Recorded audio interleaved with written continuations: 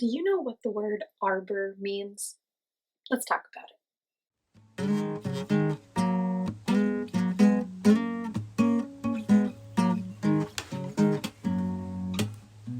When I have a worry-filled mind, I like to wander outside.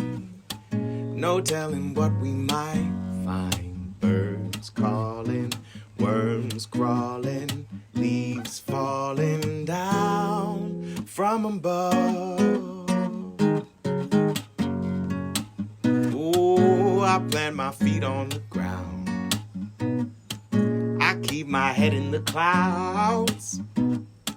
I let my feelings out loud. I hear joy calling, fear crawling, tears falling down out of love.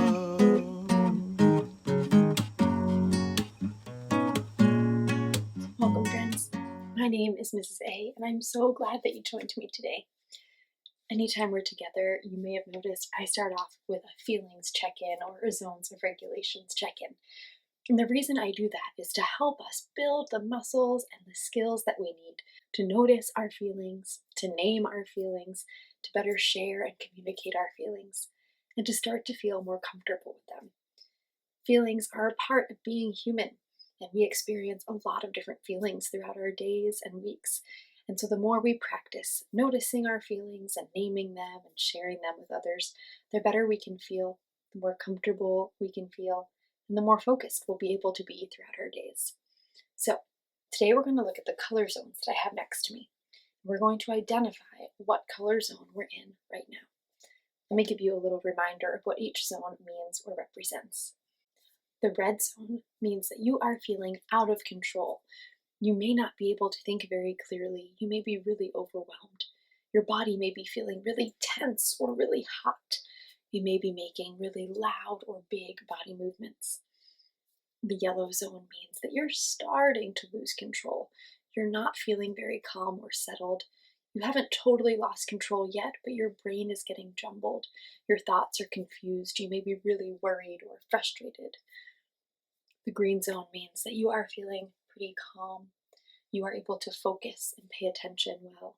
The blue zone means that you are feeling a little slow moving. Maybe you're feeling a bit tired or not fully awake. Maybe your thoughts are a little bit foggy. You may be feeling a little sad or a little sick. Now, none of these zones are good or bad. They just represent the way we are feeling. And we feel all of these different things and experience all of these different zones throughout our days and weeks. And so I'd like you to practice saying the color zone that you're in, and maybe even grabbing an object that matches that color zone.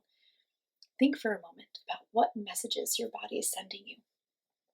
Does your body feel really tense or hot or overwhelmed? Then you're in the red zone. Does your body or brain feel a little confused or frustrated, starting to lose control? And you're in yellow zone. Does your body feel pretty peaceful or settled? Then you're in the green zone. Or does your body feel a little slow moving, maybe a little bit sad or sick? Then you're in the blue zone. Go ahead and listen to those messages your body is sending you, and grab an object that matches the color zone you're in right now. Did you find an object? Go ahead and hold it up. What color zone are you in? The green zone? The blue zone? The yellow zone? The red zone? Yeah. Like I mentioned, there are no good or bad zones. Just like the weather, we experience different things throughout the day, throughout different times. Sometimes we may want to help our body move toward a different zone. And so I offer a lot of different ways to practice being mindful and teach about a lot of different strategies or skills that can help us move from one zone to another. If you haven't already seen some of the ways that I've shared, be sure to hit that red subscribe button right now so you can be reminded anytime I share something new. Sometimes it could be as small as taking a breath. Other times it could be as big as cuddling up with something cozy and listening to a story that I share. There are a lot of different ways that we can help our brains and bodies move back toward a zone that feels more comfortable for us. And so another way we can do that is actually exercising. This is something that we can do anywhere at any time, and we always do it together using the date to help us. Now, the date for me may be different than the date for you, and that's okay. You can change the numbers if you need to, or just use the numbers that I have for my date. And the date for me today is 4/20/22. But before we get started, let's check in with our friend Fig, who always shows us one of the moves we'll do. Now, Fig shows us with the shape of their body, so we'll have to look carefully, use our critical thinking, and make some observations. Do you have any guesses of what move they're doing? We'll check back in with them real soon, but you can keep noticing and trying to figure it out. For now, we're going to start off with 4 neck rolls, and we're going to count by 2s, not by 1s like many people usually do, but by 2s, because 4 is an even number, and we like to challenge our brains. Anytime we see an even number, we practice counting by 2s. So let's do 4 neck rolls.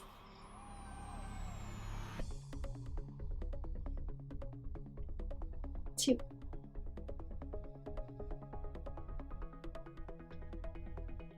4. Now, we are going to do 20 twists. And twists are a great exercise because we can do them sitting or standing, and they use most of our upper body. I'm going to do my twists sitting. You get comfortable and in the position you'd like to do your 20 twists in. And again, we're going to count by 2s. Ready?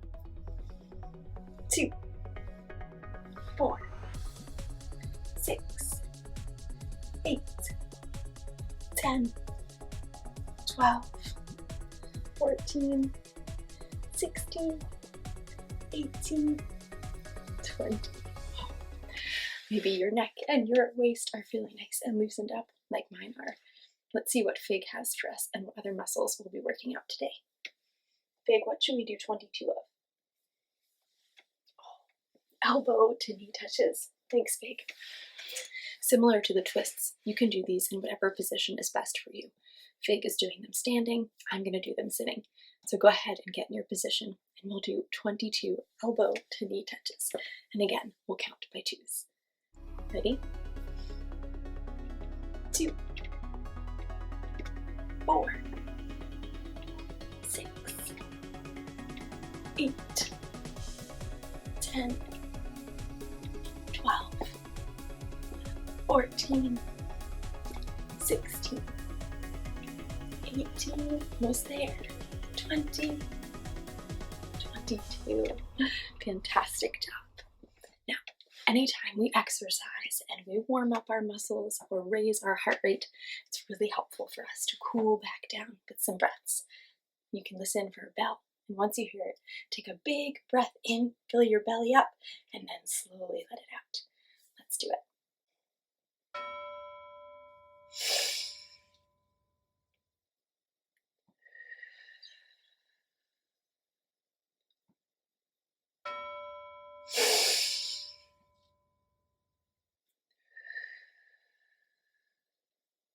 One more.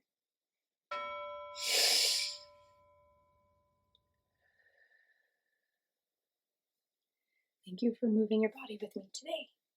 Now, at the beginning of this episode, I asked if you knew what the word arbor meant. And arbor is a word that's related to trees. And you may already know this, but Arbor Day is coming up. And another way to say that is Tree Day. And that will be happening on April 29th, which is not too far away. And you may have heard in my episode earlier in the week that Earth Day is happening this week too. So this whole week has been Earth Week. And so there is a lot to celebrate about our Earth, about trees and Arbor Day. And I'm really eager to share some of these books that I have with you today. All of them are about trees. So let's get started with our message, and then we can read these wonderful books. In my messages here, I often hide alliterations and onomatopoeias. Alliterations are words that are next to each other that start with the same letter or sound, and onomatopoeias are sound words. Be on the lookout for them. Hello, helpful and nature-loving learners. What are some ways you're working to help heal the earth, nurture nature, or explore ecosystems and environments around you? Arbor Day is one way we might be inspired to get outside and do something spectacular for our wonderful world. Yippee! Planting, pruning, and protecting trees are all great ways to get involved. Today, we'll hear poems about trees, even one written from the tree's perspective, as if the tree wrote it. Although the trees didn't write the poems, they will help us to think about all of the cool, complex, and critical connections we have with trees. Love, Mrs. A. I am so excited to share these books with you, all about trees and all about their beauty and intricacies. So let's get started right away with a book that I love and have had for quite a long time called Poetry for Young People by Robert Frost. And it was compiled and edited by Gary D. Schmidt with illustrations by Henry Sorensen. And we'll actually just hear one poem here, but I thought it was a great way to kick us off.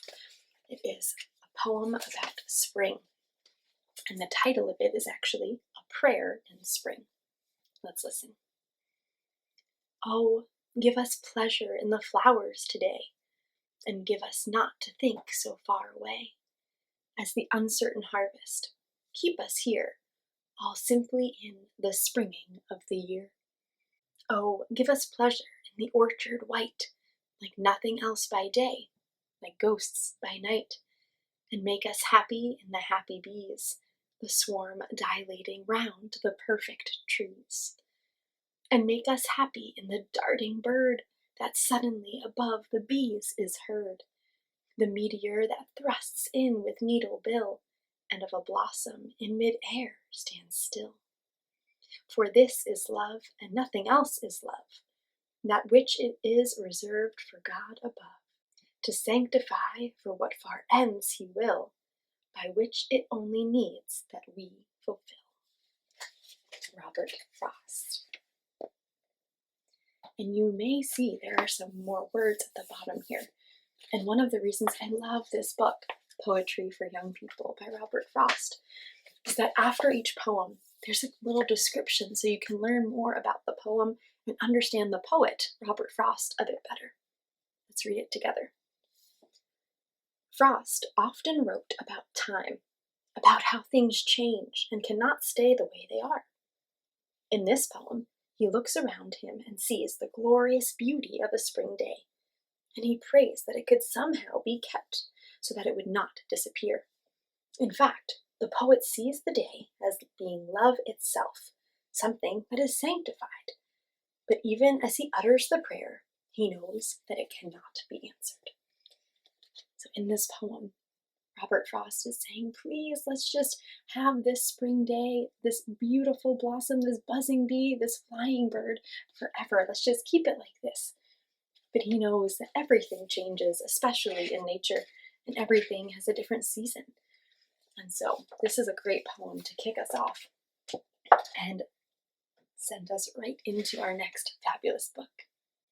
Now, this one is all about the connection that I talked about earlier in the week and in many of my previous episodes. I also mentioned the connections to trees in our message. And this book, Because of an Acorn, is a beautiful reminder of how we are all connected to the trees and connected to nature. And it's by Lola M. Schaefer and Adam Schaefer, with illustrations by Fran Preston Gannon. And we're going to look at just a few pages. Because of an acorn. Because of an acorn. A tree. Because of a tree. A bird. Because of a bird. I'm going to pause here. What do you think the bird is going to interact with that might spark something else to happen? Do you see anything on this page? You may have noticed on the pages before, they were all connected to one another. Right? We saw on the first page an acorn that had a cutout that led us to a tree. And because of a tree, we saw a bird. And because of a bird, You'll have to grab this book to find out what happens next and what the bird helps start or spark in nature. But I really love Because of an Acorn.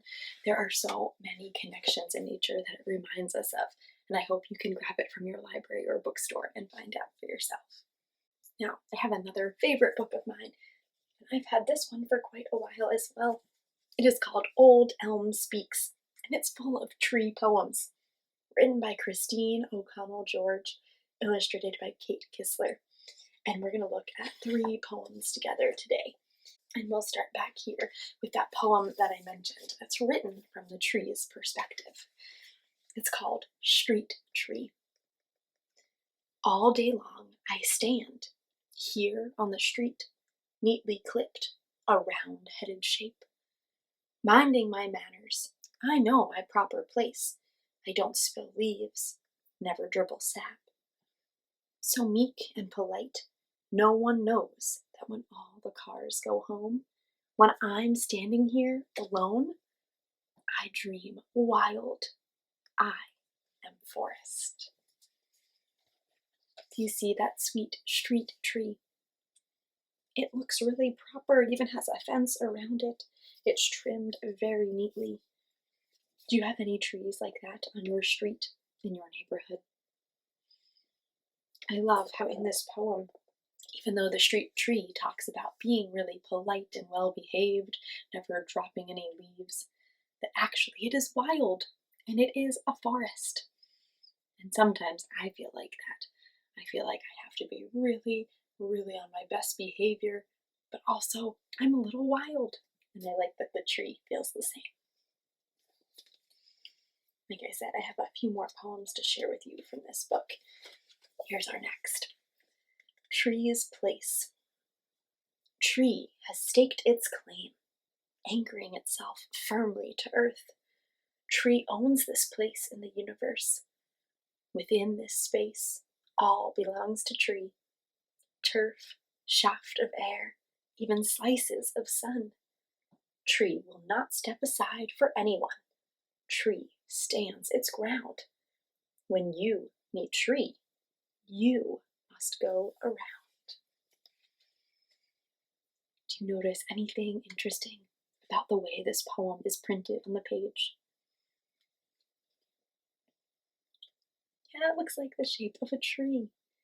And I like how this sounds so powerful, that this tree and all trees are in their place, and we must go around them. And finally, I thought this was fitting for Arbor Day that's coming up. It is called Celebration. Wait here a minute. I'll bring your gifts, ribbons for your branches, buckets of water, and a wheelbarrow of mulch. Happy Arbor Day. In this short poem, there are several ideas of how we can celebrate and help trees. I also mentioned some of them in my message by pruning and planting and protecting. So may you be inspired to help some trees this Arbor Day or these coming weeks, even if it's not exactly on Arbor Day. There are always great opportunities to help plant trees or care for trees around you. And if you liked these poems from Old Elm Speaks, I would encourage you to grab it and read some more. It's really full of some great ones. And last but not least, for our mindful moment today, which is one of the tools or strategies I was mentioning earlier in this episode, it's actually a tree-related activity.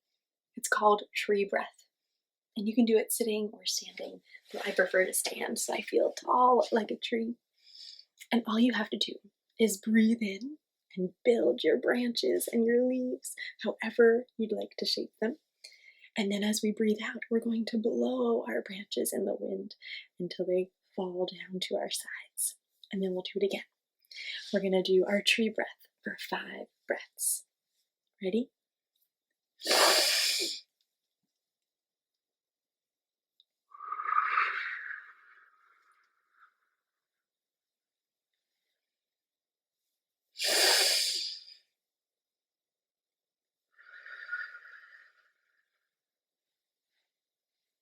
3 more breaths.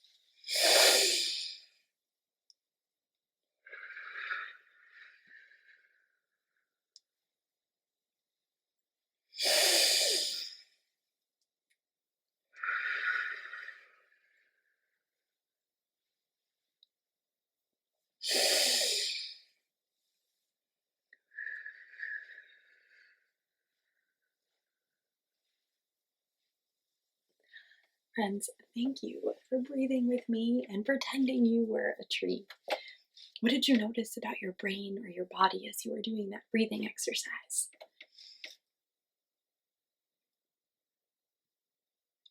Did you feel strong like a tree? Yeah, I was thinking about how many trees can withstand big windstorms. So I tried to keep my trunk nice and straight and strong as my branches blew in the wind. What zone are you noticing that you're in right now after doing some breathing and taking that mindful moment? Me too. Maybe mindful activities are really helpful for your brain and body. There are so many different types, and we try a different one together each time. So if the tree breath didn't connect well for you, you can always go back and check out some others I've shared. Or maybe you really liked it and you'd like to try it again. The wonderful thing about taking mindful moments is that you can do them anywhere at any time. So I hope you continue to give them a try. Friends, thank you so much for visiting with me today. I want to send you off with some love if you'd like it, a hug if you want it, and I can't wait to see you next time.